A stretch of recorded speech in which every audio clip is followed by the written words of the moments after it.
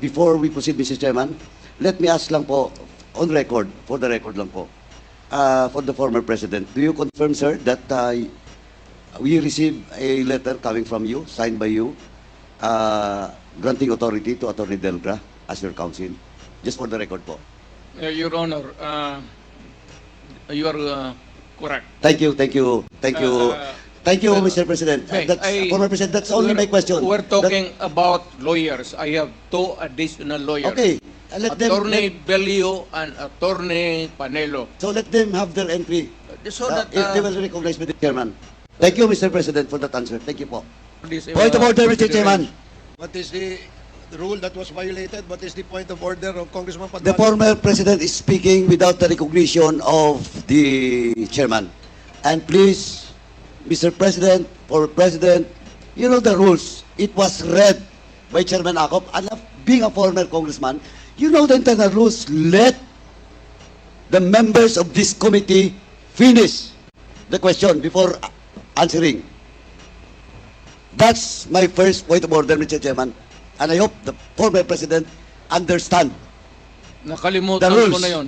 Yung rules na yun. Oh, I now want you. Hindi Pinapaalala ko ako, po. I'm not, Now again, I am Mr. not- Chairman, Chairman, Hearing suspended. the former President is Hearing speaking. suspended.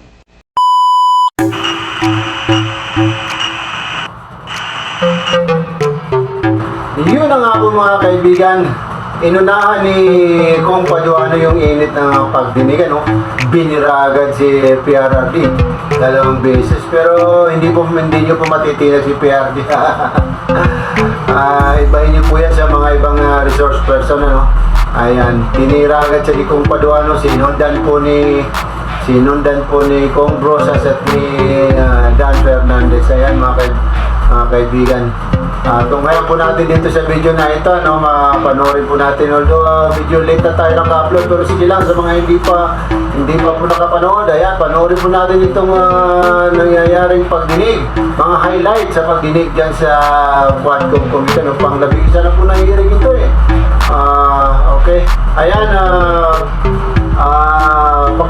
pakinggan po natin, ano, panoorin po natin ang video na ito. Pero bago po ang lahat mga kaibigan, kung pwede naman, pa-subscribe naman yan at pa-like ang video natin, okay? Maraming malaking tulong na po sa atin yan. Okay, ayan, panoorin po natin.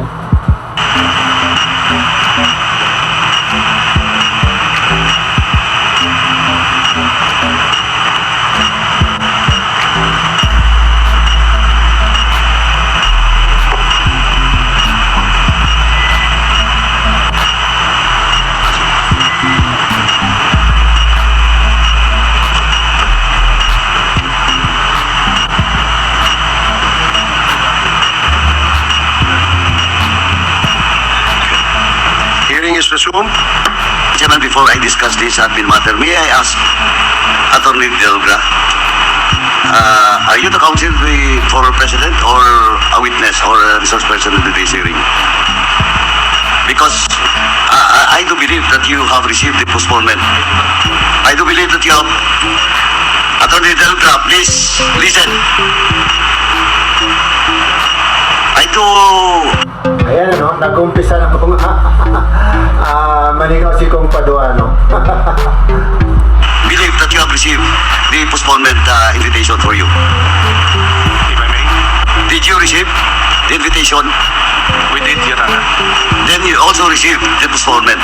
We did, Your Honor. So now let me ask you, are you counsel of the former president now, today? I come here both as counsel of the former president as well as resource person because I received a letter of invitation to appear before this committee. Before we proceed, Mr. Chairman, let me ask lang po, on record, for the record lang po, for the former president, do you confirm, sir, that we received a letter coming from you, signed by you, granting authority to Attorney Delgra as your counsel? Just for the record po. Your Honor, you're correct. Thank you, thank you, thank you. Thank you, Mr. President. Former President, that's only my question. We're talking about lawyers. I have two additional lawyers. Okay, let them... Attorney Belio and Attorney Panelo. So let them have their entry. So that, If they will recognize with the chairman. Thank you, Mr. President, for that answer. Thank you po. Please raise your right hand. you swear to tell the truth, the whole truth, and nothing but the truth in this congressional inquiry, so God will help you? The first to follow the tradition of the House where we give the first crack of asking questions is from the member of the minority. Congressman Arlene Rosas, you are now recognized. You have 10 minutes. Yan po yung tradisyon ng tradisyon ng Congress.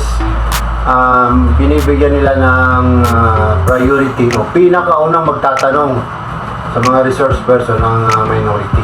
Kaya yan sinunod po nila yung tradisyon. Thank you, Mr. Chair. Maraming salamat, Mr. Chair. Magandang umaga po sa ating lahat.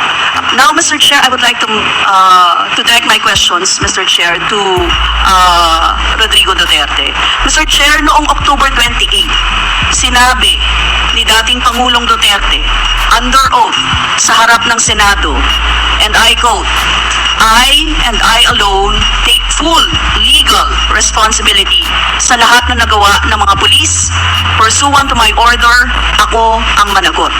At ako ang makulong, wag yung pulis na sumunod sa order ko. Ang tanong natin, Mr. Chair, the families of innocent extrajudicial killing victims are present. Yun po yung pinagsalita nyo kanina. So can the former president look them in the eyes and say once more that he takes full legal responsibility for the deaths of their loved ones, Mr. Chair? Mr. President, can you... What's the question? What is the question? Can you repeat the question? Mr. Chair, sinabi niya po na full responsibility. So Mr. Chair, totoo ba yan? Correct. Very correct. Since I was a president, and there was until now, serious problem about drugs, I had to issue or make a policy statement about drugs.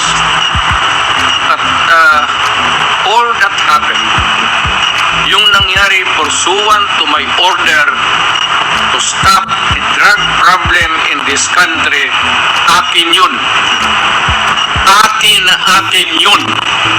Ako ang nagbigay ng order kasi ginawa nila illegal or legal, akin yun. Thank you, Mr. Chair. I take full responsibility for it. Yung families of innocent extrajudicial killings, kayo din. File the case in court. Mr. Walang Chair. problema, nandiyan ang korte. Yes, Mr. Chair. Second question ko. Responsable kayo kasi polisiyan nyo yon. Kumbaga, tatak Duterte. Dahil polisiyan nyo rin yan, tama ba? Sa Davao. Nung nasa Davao pa kayo. Tama ba na tawagin po itong Davao model or Davao style? Mr. Chair? I cannot control the semantics. Mr. Chair, yes or no? Davao style. Do not ask me to answer yes or no. You are not an investigator. Mr. Chair, tayo po ay Sinasabi natin, hindi nyo po mapapaano yung CPRD ng ISO, no? Magpapaliwanag at magpapaliwanag yan. Hindi gaya ng mga resource person, ha? Pinipilit nyo sumagot ng yes or no lang, kahit na yes or no lang. Ayan, hindi magagawa yan. Sasagot at sasagot yan. Yes, but you are not an investigator. Why are you asking me to answer Mr. Chair, yes or no? tinatanong ko na... Point of order, Mr. Chair. Ano ka, pulis? Point of order, Mr. Chair.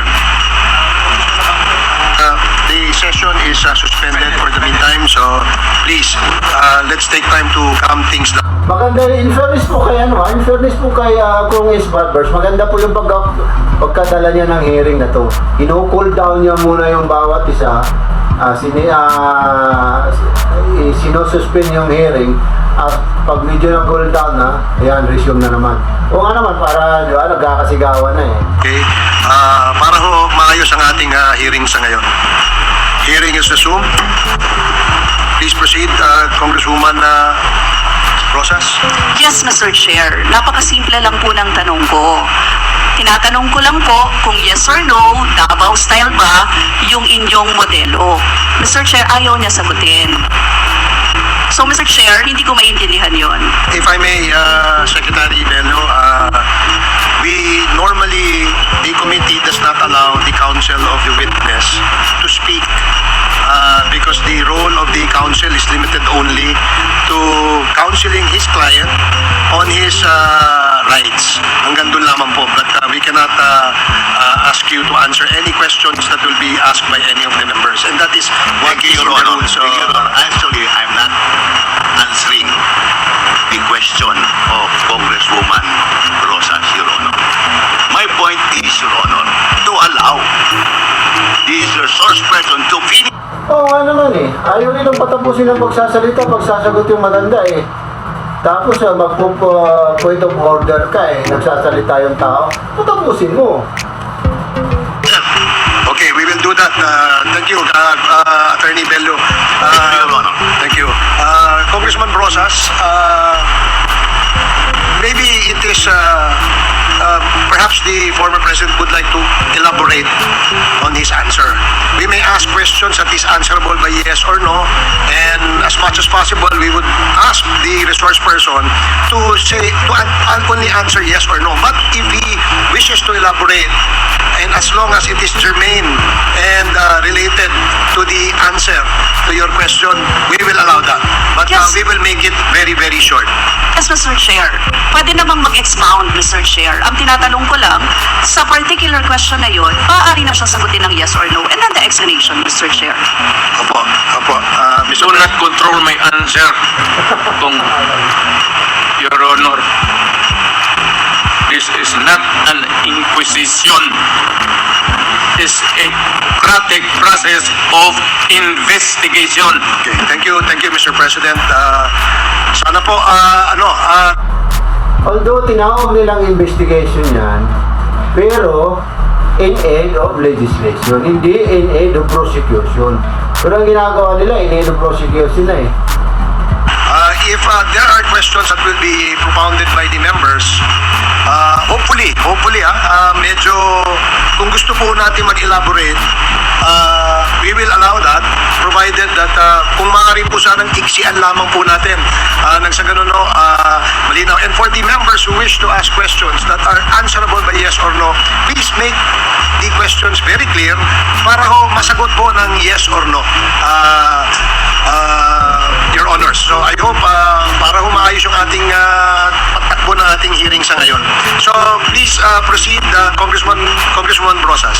Yes, Mr. Chair. Mr. Chair, tanong ko, sinasabi nyo rin na ang war on drugs ay talagang utos nyo. Diba? Pag sinabing war on drugs, Duterte yan. Sa inyo, na nadikit yan. Unless, eto po, tanong na pwede nyo may expound. May iba kayong gustong itawag doon? Meron po ba kayong gustong ibang itawag doon? Wala na po. Sabi ko, I assume full responsibility for whatever happened in the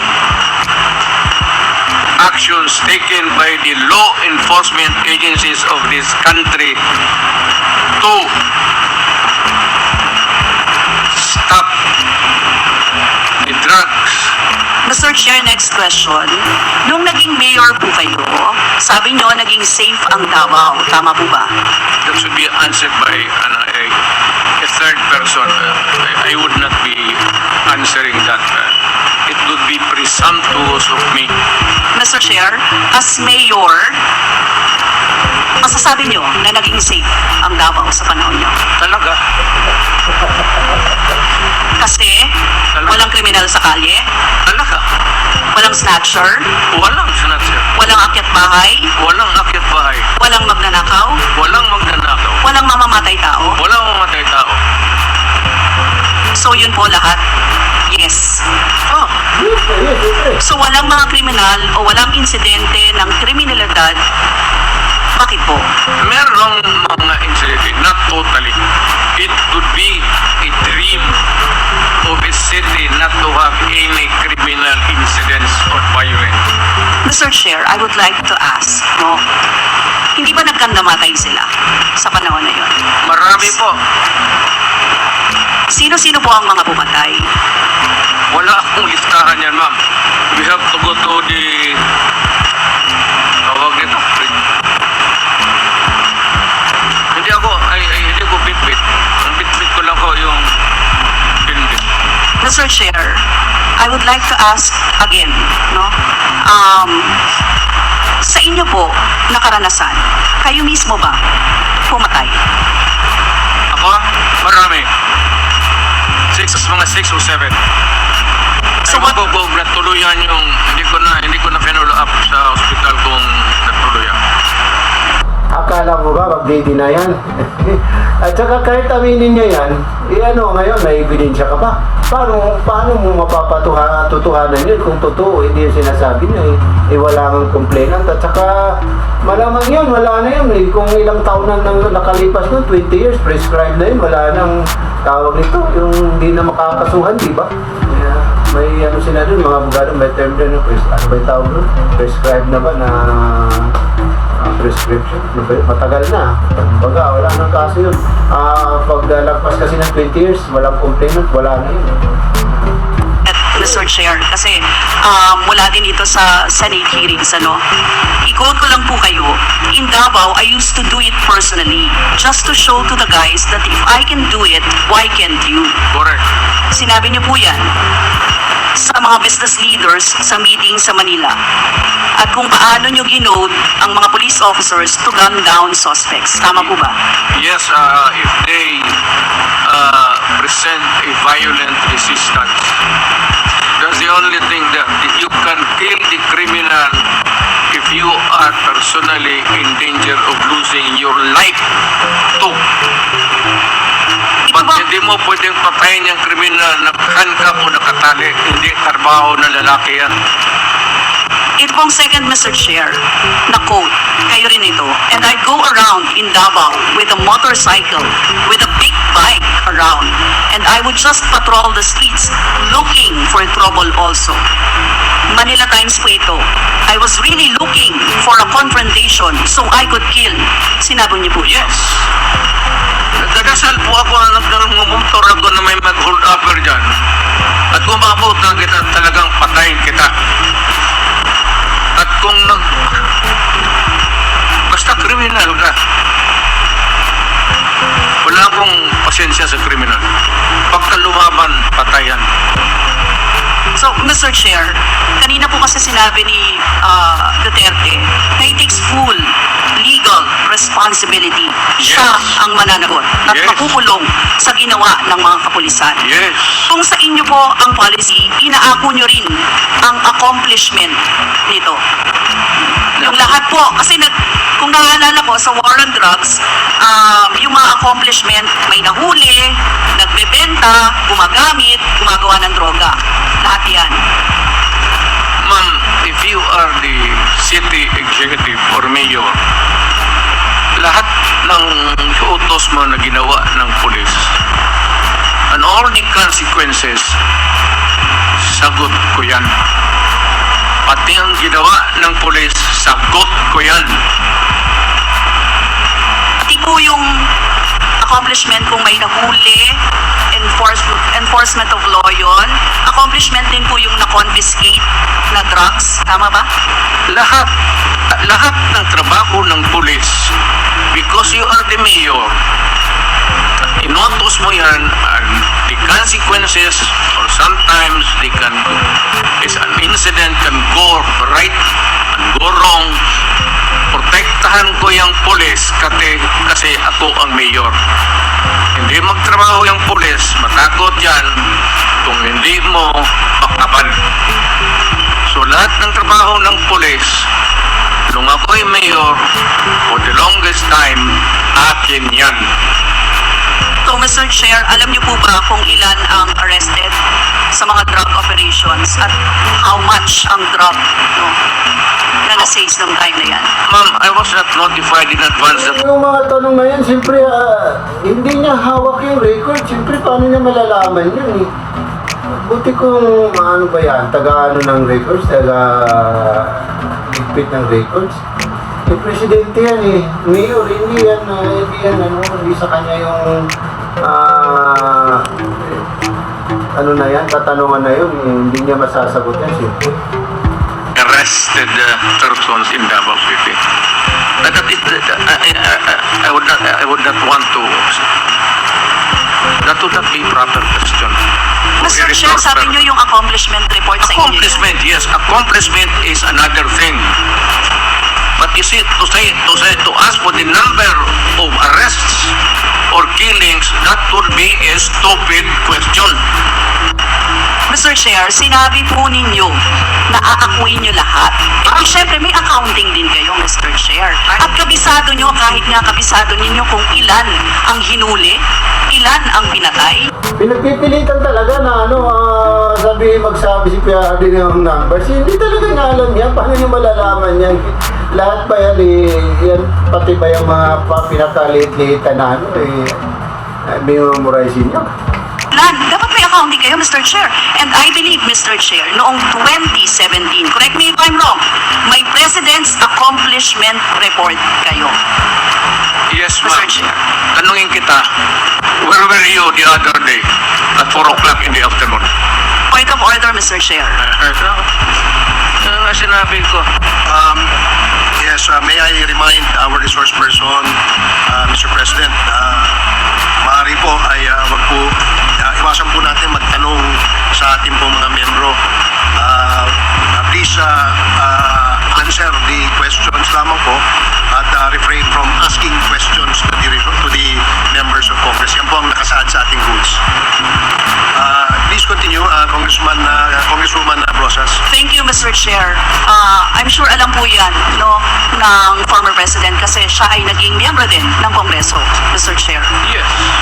Mr. Chair, 2017 President Accomplishment Report meron, sinabi niyo rin naman. Ngayon, Mr. Chair, kung gano'n, hanggang mag-cooperate ba ang dating Pangulo sa lahat ng investigations na gagawin, Mr. Chair? All investigations. What do you mean by lahat? How many investigations do you think that I have to participate? Point of order again, Mr. Chair. Oo, alam mo ba naman kung ano lahat, kung ano-ano na lang na investigation niya, sasabihin mo na dapat i-specify mo kung anong investigation yung sinasabi mo. Hindi yung basta na lang all, kung magsabi 100 yan, 200 na investigasyon. Hindi dapat sasabihin mo kung ano lang yung investigasyon na kinoconduct na pwede siya mag-participate. That's a 1 minute suspension. walang pre...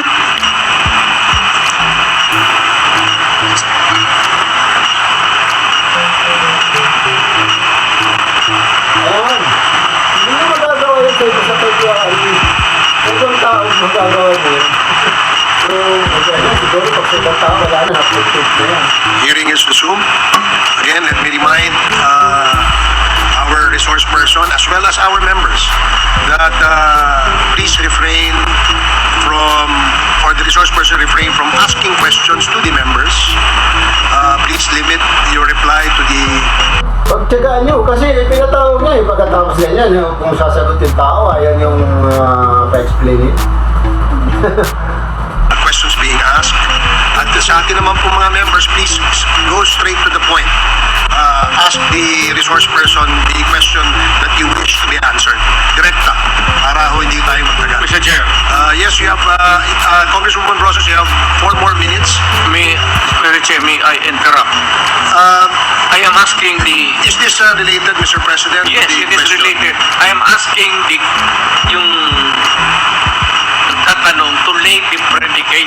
Okay, sige po. Para hindi tayo mawala. Sige po. Congresswoman Rosas, I hope you can consider the opinion of the resource person by laying the predicate before you ask the question directly to the former president. Yes, Mr. Chair. Mr. Chair, siguro, tatanong ko na lang diretso, Mr. Chair. Yung former President ba ay willing na mag-cooperate sa investigation sa ICC? Kaugnay dito? ICC man. I'm asking the ICC to hurry up. And if possible, they can come here and start the investigation tomorrow. This issue has been left hanging for so many years. Matagal man, baka mamatay na ako, hindi na nila ako maimbestiga. So I'm asking... Ayan, akala nyo matatakot yung matanda Yung, diretsahin mo na kasi hindi yung sinasabi na all investigation. Sasabihin lang pala nasa investigation ng ICC, hindi agad sinabi. Through you na punta na sila dito bukas, umpisahan na nila ang investigation. And if I am found guilty, I will go to prison and rot there for all time. Mr. Chair, balikan ko lang yung isa ko pang tanong, Mr. Chair. Ito sa Senate hearing dito, Mr. Chair. Sinabi ni former President Duterte, encourage the criminals to fight. Encourage them to draw their guns. Yan ang instruction ko. End of quote. And the only way na hindi kayo makulong and to justify the killing is bigyan mo talaga ng panahon na lumaban. Tama po ba? Yan ang sinabi ninyo. Yes, because that would be justified kung lumaban. Yan, kasunod pa lang po yung question ko. Ang question ko po ay bakit nyo ini-encourage yung kriminal na lumaban? Para medyo maminus-minus ang problema sa syudad ko.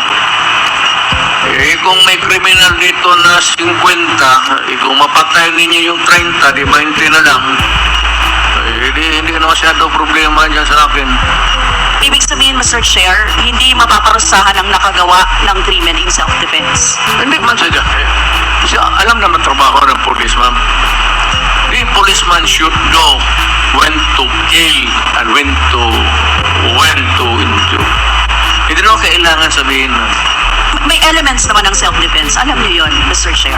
not self-defense man. Performance of duty. Performance of duty, but elements of self-defense. That performance of duty is self-defense. So, Mr. Chair, ano yun? Ang what? Elements of self-defense, Mr. Chair. Self-defense is when you defend yourself to avoid injury, serious, or you die. That is applicable also to a policeman who is performing his duty, because the policeman has to confront, ang civilian has to iwasan. But a policeman, a law officer, if you are a law officer, you have to confront the criminal. Ang sanabi ko sa kanila, huwag ka pumunta dito sa akin isena na may sugat na sipain kita. Patayin mo. Bakit ikaw ang may sugat? Wala akong My language is brutal and raw for criminal. Wala akong pasensya, ma'am. I've been a prosecutor for 9 years. Talagang sinabi ko, pag hindi na mahinto yan, patayin mo na yan. Huwag mo nang pabalikin niya dito sa opisina ko. Thank you, Mr. Chair. Know the truth. Ganon. Recently lang po, si PNP Chief Marbil ay meron po siyang interview dito po sa, can you kindly show yung GMA News Online number 12. At sinabi po ni PNP Chief Marbil that based on the official PNP data from July 2016 to June 2022, Marbil said that 1,286 officers were affected in the line of duty, with 312 killed and 974 wounded. And at the same time, sabi niya po, Mr. Yan ba yung sinasabi nila na walang nanlaban? Sa dami ng sa dami ng tawag nito, ng wounded at saka namatay? Basta sabihin yung walang nanlaban? These police officers carried out their responsibilities with dedication and often faced considerable risk. Eh, siyempre, obligasyon nila yan bilang pulis. Hindi mo na silang magpulis, di ba? Ensure public safety. Many officers endured not only physical harm but also found themselves entangled in legal and administrative challenges. 214, Mr. President, ng mga officers ng PNP faced 352 criminal cases during this period. And according to him, that while the promise of support was made, many officers Ang PNP, ginagawang politika ni Marvin, parang namumulitika na rin itong Chief PNP. Ito yung sa pronouncement na lang na yan, parang pinupolitika talaga to face Sinisiraan niya yung dating Pangulo parang pinapalayo niya yung mga loan ng dating Pangulo sa mga pulis sa dating Pangulo. as largely on their own. Dinagdag pa po niya, Mr. President and Mr. Chairman, that 195 officers were dismissed over the period of 6 years. Hindi niya binanggit na sa time ng PRRD, Yung sweldo ng pulis, tumaas yung sweldo ng pulis, na doble yung sweldo ng pulis. At kung meron man namatay, binigyan ng mga scholarship, binigyan ng pera, kung ano pa mga binigay sa pamilya. Yun hindi niya binanggit eh. Binanggit niya lang yung wala daw na ibigay eh. Yun ang problema eh. Kaya parang pati itong Chief PNP, namumuliti ka na rin eh. There are also 300 Tsaka ito lang ang Chief PNP na favorito, yung mga drug addict. Kasi sinabi niya dun sa press conference niya na yung mga nagdudroga daw ng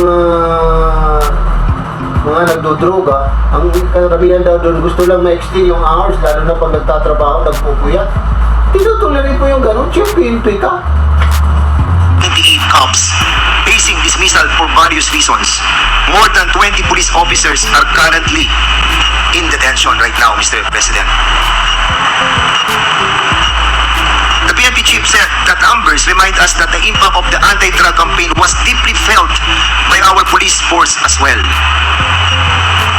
He noted that even as former President Siyempre, obligasyon nila yun eh. Alam mo ba naman, kasino pa yung mag-enforce ng drug war ng Pangulo, di ba? Trabaho na, obligasyon nila yung based on order. Duterte publicly committed to supporting those enforcing the campaign. He said there is no official record that these commitments were fully realized. I was not asked even for a minute So, Mr. tumulong and for what a particular purpose. Then I will now make this promise. I will start a fund sa proteksyon ng mga pulis. I'm putting up 1 million. Maghahanap ako. Meron akong 1 million. Hindi ako kung meron million lang, magbumbula ako, sabihin ko wala. Mr. Chairman, I will start. Yeah. The raise a fund para tulungan yung mga pulis. Mr. President, And I will personally appear in court. Ako mismo ang mag-defense counsel nila. Mr. Chairman, Mr. President, 2 days ago you have mentioned that wala po kayong pamasahe papunta po dito, and I'm pretty shocked that you have 1 million in your account. Siyempre, mayroong 1 million. 1 million lang po, na president yan eh. Pinapaano mo lang, Dan. Mayroong 1 million yan, siyempre. At saka, siyempre, wala na siyang income ngayon. Saan niya kukunin yung panggasto niya, di ba? Lalo na't matanda na yan. Yun ang sinasabi niya. Policemen, and we salute you, Mr. President, for that, and for being honest. That 1 million is for my... Mr. President, Mr. President, I'm still for my... Mr. President, excuse me. My medicine and subsistence. Hearing resumed. Again, let me remind everybody to please calm down. Let the person talking finish his sentence first before you interject. Okay? Yun lamang po ang aking paalala sa lahat. Mr. President, Mr. Chairman, yung po 1 million na ipagkakalo po ninyo will go a long way.